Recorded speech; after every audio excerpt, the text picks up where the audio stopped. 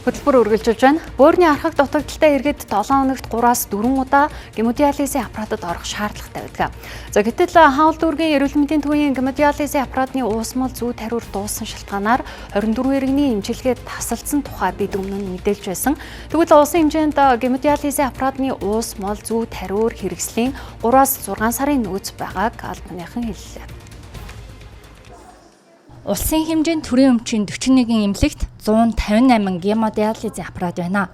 Харин хувийн 10 гаруй байгууллагад 223 нь энэ төрлийн аппарат байгаа юм а.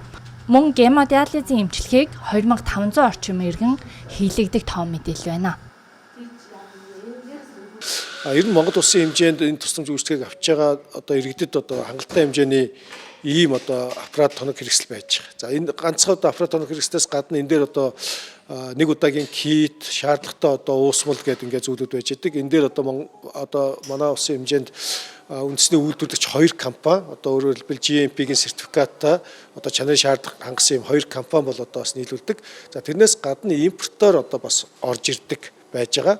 Ер нь бол Монгол улсын хэмжээнд яг энэ тусламж үйлчлэгтэй холбоотой ямар нэг байдлаар аппарат хөрөмжийн талаас болон хэрэглэгдэх тэр уусмал хэрэгслийн чиглэлээр бол ямар нэгэн нөөц дутагдсан гэдэг юм уу хангалтгүй байгаа гэсэн ийм зүйл бол байхгүй байна.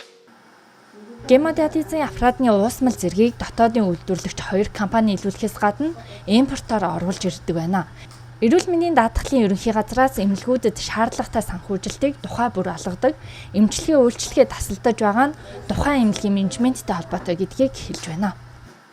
За хааллын эрүүл мэндийн төв дээр үүссэн асуудлыг манай байгууллага судалж үзэхэд бол тухайн эрүүл мэндийн байгууллага цаана гэрээт буюу диализын тусламж үйлчилгээнд шаардагдах хэрэгслүүдэд худалдаж авахд өрөө үлдэгдэлтэй учраас асуудал үүссэн. Тэрнээс биш даатгалын байгууллагаас авах авлага юм уу өмнөх онуудын авлага ч юм уу удаан хугацаагаар хоримтлогдсон үйлдвэр бол хааллын эрүүл мэндийн төв дээр бол байхгүй. Тэгэхээр энэ бол магадгүй эрүүл мэндийн байгууллагын зохион байгуулалтаас бас хамаарсан асуудал байгаа гэж бодож байна. Өөрөөр хэлбэл эмнэлгийн тусламж үйлчилгээ тасалдах нөхцөл үүсээгүй. Мөн цаашид энэ эмнэлгийн хэрэгслийг дотооддоо үйлдвэрлэх үүнийг бодлогоор дэмжих шаардлагатай байгааг ч онцолж байлаа.